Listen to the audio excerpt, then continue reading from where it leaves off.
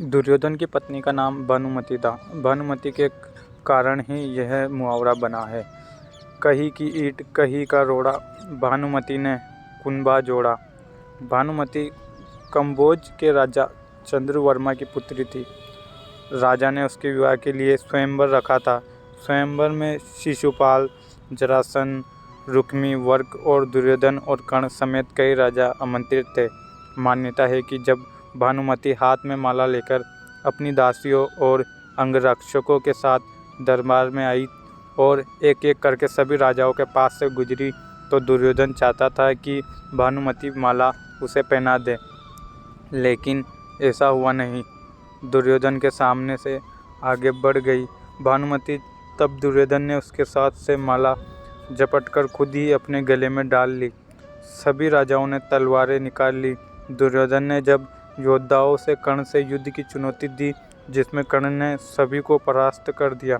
भानुमति को हस्तिनापुर ले आने के बाद दुर्योधन ने उससे कहा, सही ठहराया कि भीष्म पितामह भी अपने सौतेले भाइयों के लिए अंबा, अंबिका और अंबालिका का हरण करके ले आए थे। इसी तर्क से भानुमति भी मान गई और दोनों ने विवाह कर लिया। दोनों के 2 संतान हुई। एक पुत्र लक्ष्मण था, जिसे अभिमन्यु ने युद्ध में मार दिया था, और पुत्री लक्ष्मणा थी, जिसका विवाह कृष्ण के जामावंती से जन्मे पुत्र संबा से हुआ था। कहते हैं कि भानुमति का कर्ण के साथ अच्छा संबंध हो चला था। दोनों एक दूसरे के साथ मित्र की तरह रहते थे। दोनों की मित्रता प्रसिद्ध थी। कर्ण और दुर्योधन की पत्नी भानुमति एक बार शतरंज का खेल खेल रही थी। इस खेल में कर्ण जीत रहा था। तभी भानुमति ने दुर्योधन को आते देखा और खड़े होने की कोशिश की।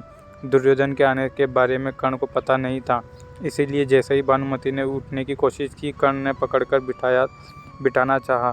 भानुमति के बदले उसके मोतियों की माला कर्ण के हाथ में आकर टूट गई। दुर्योधन तब तक कमरे में आ चुका था। दुर्योधन को देखकर भानुमति और कर्ण दोनों डर गए कि दुर्योधन को कहीं कुछ गलत शक ना हो जाए, परंतु दुर्योधन को कर्ण पर बहुत विश्वास था।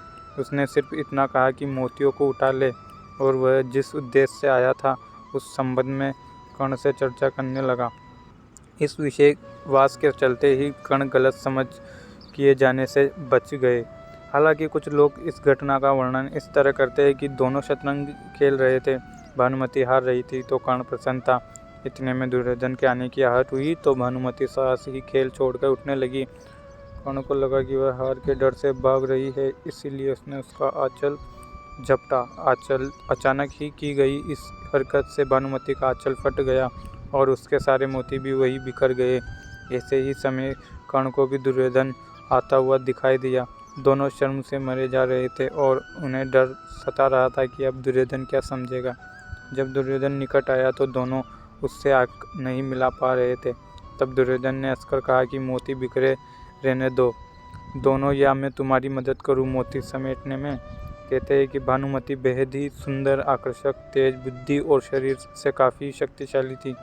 गंधारी ने सती पर्व में बताया है कि भानुमति दुर्योधन से खेल खेल में ही कुश्ती करती थी, जिसमें दुर्योधन उससे कई बार हार भी जाता था। भानुमति को दुर्योधन और पुत्र की मौत का गहरा धक्का लगा था।